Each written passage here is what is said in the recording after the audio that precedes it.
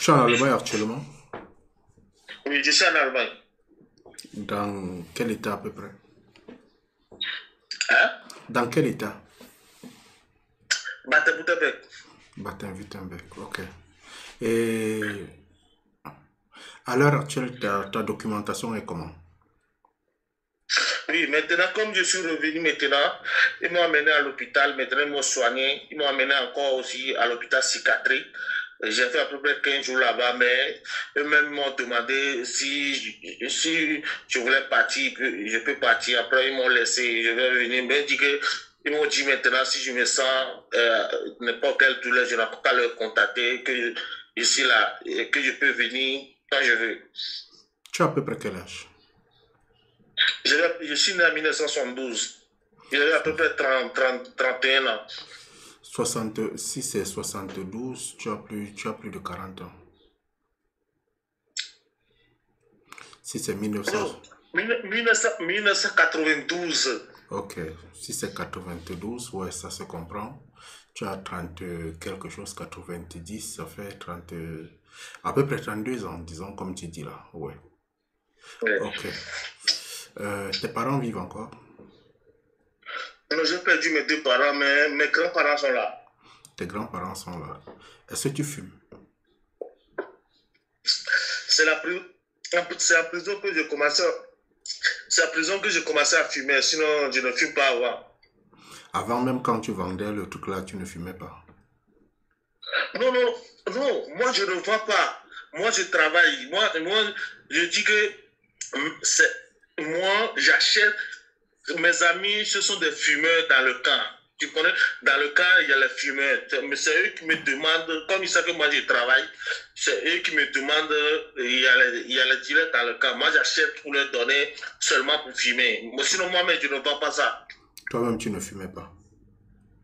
Non, Ok. non, non, moi-même, je ne fume pas.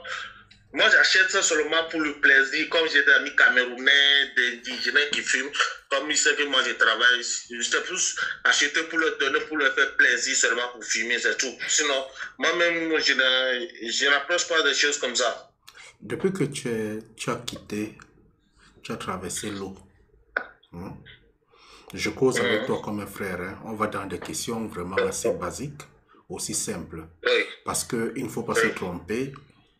Ce que j'écoute beaucoup chez toi, j'ai l'impression que tu es trop violent et tu aimes la violence. J'ai cette impression que tu es trop violent et tu aimes la violence. non. En tout cas, après des violences là, je n'aime pas ça. C'est ma manière d'être qui est comme ça, sinon je ne suis pas du tout violent. Ouais, parce que le premier message que tu m'as envoyé, j'ai regardé encore ici chez moi. Je vais te relire, hein. Le premier jour que tu m'as écrit, je me rappelle encore, tu m'as écrit ce message, salut, et le voice que tu m'avais envoyé. Bon, tu refuses mon appel, pourquoi? Tu sais ce que je voulais te dire. Ok. Décroche l'appel là, j'ai quelque chose de très sérieux à te demander. C'est ma manière, c'est ma nature même qui est comme ça, quoi. Sinon, je n'ai pas la violence. Donc, le premier voice que tu m'as envoyé, c'était menaçant. Décroche l'appel là, j'ai besoin de te parler. C'est-à-dire que c'est un inconnu que tu es en train de parler avec lui. Tu brutalises vraiment dans ta façon de parler. Mais là, ce n'est pas un problème. Alors, ce qui se passe, c'est que tu es en Allemagne, ou sinon tu es à l'extérieur, ça fait déjà à peu près 5 ans. C'est ça, non? Oui. Pendant les 5 ans, là, rien n'a avancé dans ta vie parce que tu es de permanence malade. Oui. Tu stresses au point où tu as mal au ventre, tu accuses qu'on t'a empoisonné et tout ça. Il faut savoir. Oui. Ça c'est pour la prison, là, moi, il voulait m'empoisonner même dans la prison, là, tu vois. Mais il faut aussi savoir que le stress même aussi donne les douleurs du ventre. Il faut savoir ça. Que juste beaucoup stressé, ça donne vraiment des douleurs au niveau du ventre. Ça donne même de la diarrhée. Le stress. À un certain niveau. Je constate personnellement que tu as beaucoup de problèmes, mais la façon que tu parles là, tu as l'opportunité de pouvoir te gérer et te remettre complètement. Les prisons, il est temps pour toi que tu apprennes à te calmer. Être en train de bouger, tu es le matin en Allemagne, tu es le soir en Hongrie, tu es ici partout, ça ne va pas t'aider. Tu as 32 ans, tu as l'opportunité de pouvoir te recadrer, de revenir à la vie normalement. Tout ce que tu es là à être en train de bagarrer, qui vont te donner les papiers ou quoi que ce soit, rien que ton état de santé, le nombre de prisons que tu as fait, si tu gères ça très bien, dans un état de calme, dans un état de douceur, ça peut te conduire à pouvoir avoir les papiers juste pour ça. Mais si tu continues avec la brutalité, tu ne travailles pas sur toi-même.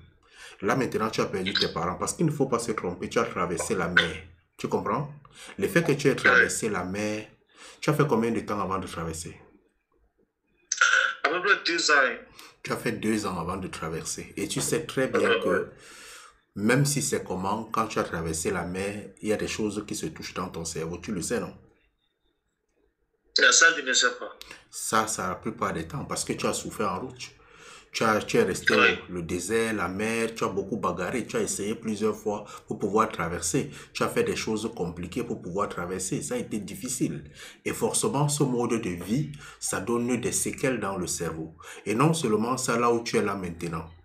Tu es en train de te battre, pas pour pouvoir faire plaisir à tes parents. Tu comprends? Tu es en train de te battre à l'heure actuelle parce que tu essaies à un certain niveau de te faire plaisir. Tu as des frères? J'ai seulement une seule. Elle t'appelle, tu causes avec elle?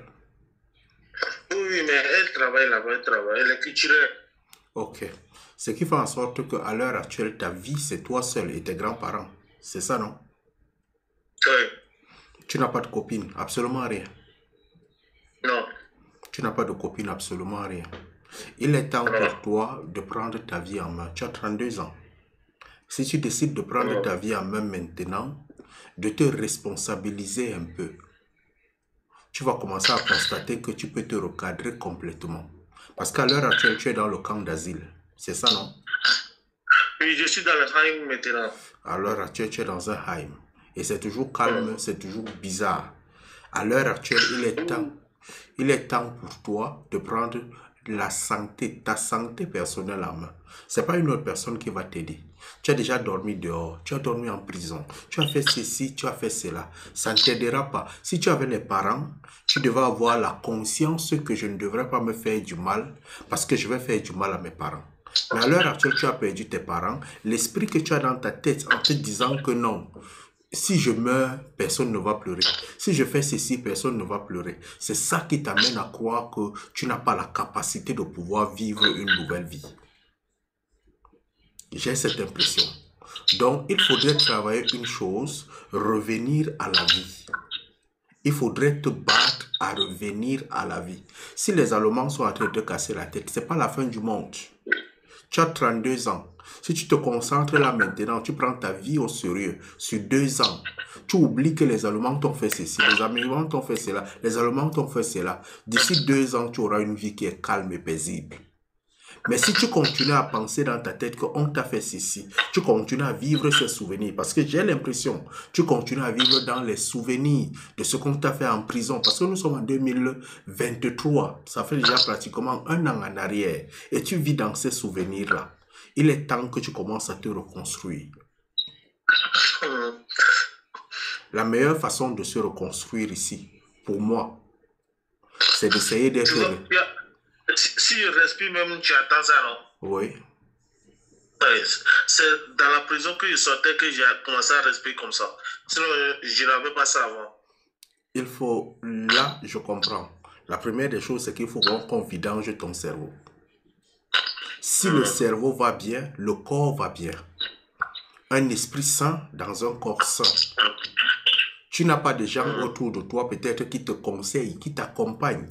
Ne pense pas que tu n'as pas une vie pour quelqu'un. Tu as une vie pour quelqu'un. À l'heure actuelle, là où tu es là, tu es coiffé. Hein? À l'heure où tu es là, tu es coiffé. Oui. Moi, mais j'ai la machine ici, je me coiffe tout le temps. Donc, c'est ça. Il faudrait à un certain temps, à l'heure actuelle, que tu essayes de te concentrer sur toi. Travailler sur certains éléments, l'école, peut-être une formation. Ne reste pas seulement dans le fait que je vais chercher l'argent. Je vais chercher l'argent. Parce que là aussi, tu m'as raconté ton histoire au départ pour chercher l'argent. Quand tu cherches l'argent sans aucune direction, hein, tu fais seulement les travaux durs, les travaux durs, les travaux durs. Tu n'as pas une direction dans ce que tu fais. Tu te détruis. À l'heure actuelle, cherche tu as 32 ans. Si tu as moyen de te positionner, je me dis même que peut-être dans tes 32 ans, tu t'en fous même que la femme existe. Vrai ou faux? Vrai ou faux? Oui. Tu t'en fous, oui. Tu t'en fous carrément de l'existence d'une femme. Si tu t'en fous carrément de l'existence d'une femme, il faut savoir que tu es en train de perdre ton sens humain. Tu es en train de perdre ton sens humain. Il est temps que tu retravailles sur toi, ce côté humain-là revienne en toi. Même ta propre santé va renaître dans ton corps. Même ta propre santé va renaître dans ton corps. Donc moi, personnellement, c'est tout ce que, personnellement, je peux te dire. Parce qu'il y a des trucs que tu peux accompagner une personne en regardant sa vie. En regardant sa vie. Mais si tu ne t'intéresses vraiment pas à ta vie, on va te dire que non, ne bois pas le thé, ceci, le thé, si, c'est là. Il y a des choses qu'on peut te dire que ne prends pas parce que ça va jouer dans tes ménages. Il peut te dire que ne bois pas le thé noir. Parce que par exemple, il y a des gens qui prennent un truc comme le café. Le café est un excitant du cerveau. Tu comprends?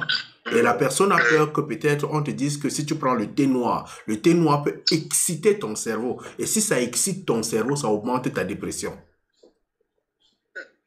Mais ça, c'est pas seulement ça. La première chose, c'est de prendre conscience personnellement que on t'a déjà pris. On t'a amené déjà peut-être 4 fois en hôpital psychiatrique. C'est vrai, non? Oui. Ce qui veut dire que ça ne va pas dans ta tête. Mais si tu prends conscience que ça ne va pas dans ta tête, tu vas toi-même commencer à te soigner. On dit que la guérison commence lorsqu'on se rend compte que ça ne va pas. Si tu acceptes toi-même que ça ne va pas et tu commences à travailler pour que ça aille, les choses vont changer dans ton esprit. Les choses vont commencer à s'améliorer. Recommence un peu à un certain niveau à t'humaniser. Recommence un peu à faire d'autres choses. Si vraiment ça te vient à l'esprit de dormir dehors, ne le fais pas. Fais-le. Recommence un peu à t'intéresser un peu aux femmes. Vraiment, je te le dis. Parce qu'à partir de là, une personne qui va t'apaiser l'esprit, qui va t'accompagner, qui va te conseiller. Aujourd'hui, tu as perdu tous tes parents. Je comprends. Parce que les parents pouvaient te conseiller. Mais là, les parents n'existent plus. Ta soeur même peut-être elle est déjà dépassée. C'est ta petite soeur ou c'est ta grande soeur? C'est ma petite soeur. C'est ta petite soeur. Donc, elle compte sur toi. Ce qui veut dire qu'il est difficile pour elle de venir te conseiller. Au contraire, elle se bat à ce que toi, tu puisses l'aider. Donc, à un certain niveau, reviens sur toi. Tu as une vie et cette vie, tu peux la transmettre à une autre personne. Si tu commences à être responsable d'autres personnes, ta vie va commencer à changer. Merci beaucoup. C'est tout ce que je peux te dire. Évite beaucoup trop le calme et tout ça. Au niveau de peut-être, comme on t'a mis dans le Haïm, je peux comprendre que c'est compliqué. Mais vraiment, évite la brutalité. Tu as une brutalité un peu. C'est comme ça que tu es. Mais comme ça que tu es t'a apporté trop de problèmes. Tu t'es retrouvé en prison. Là-bas, tu as eu les problèmes. Tu es parti en Hongrie. Là-bas, tu as eu les problèmes. Tu es toujours dans les problèmes. Toujours dans les problèmes. Un frère noir à côté de toi dans le train. Peut-être tu l'as parlé, il était peut-être en train de te sécuriser, en train de te contrôler. Mais tu l'as grondé, tu l'as même peut-être poussé. Travaille ce côté. Enlève cette brutalité. Ça va t'amener, ça va t'aider toi-même. OK? Laisse vraiment ce côté brutal là de toi.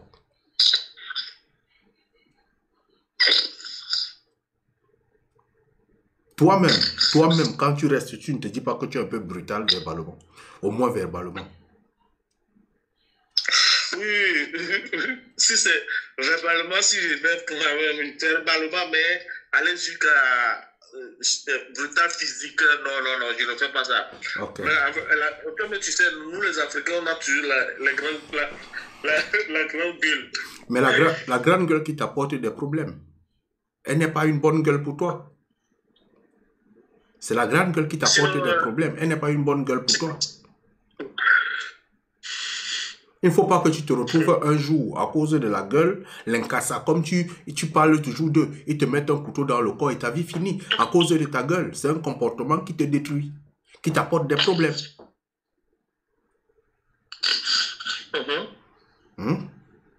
Ok.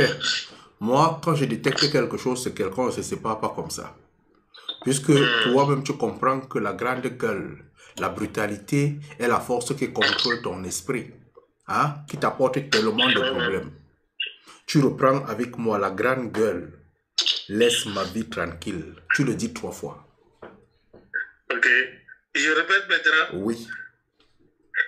La grande gueule, laisse ma vie tranquille. Ouais, une fois. La grande gueule, laisse ma vie tranquille. Ok.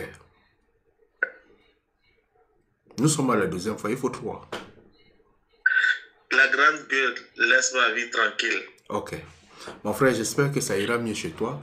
On a essayé de causer. S'il y aura d'autres opportunités, on va causer, on va échanger de permanence. Donc, tu passes une bonne soirée. Ok, merci à vous également. Ok.